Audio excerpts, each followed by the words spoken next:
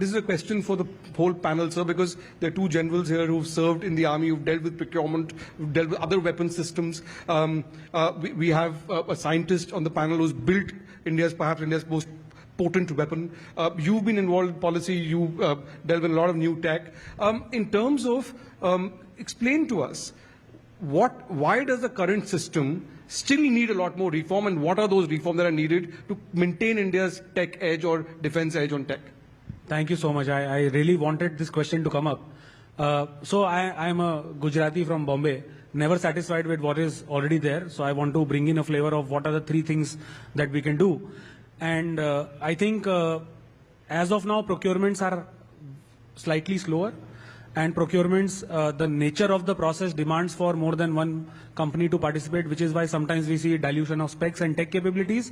The specific thing that needs to be done is that the user and the industry needs to sit together and prepare a roadmap of what is required. And this roadmap has to be such that when a company achieves a threshold, that is the equipment that you need to procure. At that time, we can't really say where are the three bidders going to come from and how do we make sure that, if I have a spec that is defined, let's say I'm going to give an example. I want a UAV that is having the capability of going 100 kilometers and doing surveillance and having jamming proof and GPS proof kind of specifications. This roadmap has to, ascertain that when a company achieves this, the next thing is going to be an order. So that's how companies will be motivated to build tech and break technology benchmarks. That's the first thing that needs to happen.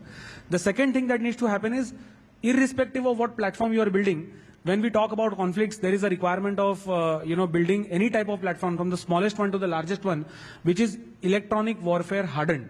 So there are many ancillary technology areas that need to be built in, where government needs to start giving in research. The outcome will not be a platform that can be procured by the defense forces, but it is going to be a lot of ancillary technologies like GPS jamming proof navigation, vision-based navigation, RF communication jamming proof, sort of technologies, and many other types of niche technologies, which I don't want to name on a public platform right now, but these will be an input for the top 20 drone companies that are anyways building platforms. So that is the second thing that we need to work on. And third and the most important thing, sorry, I'm just taking a little bit more time, is that we need to start planning for fast track procurement. We can't really be running around on finding a potential solution when there is a conflict. What happens right now is you have 1.5 months of 1.5 years of product development, then 1.5 years of delivery. In this 1.5 years of delivery, the people who did not got the order are all at zero. So what we need to do is we need to have multi-year long-term contracts so that you have capacity every year.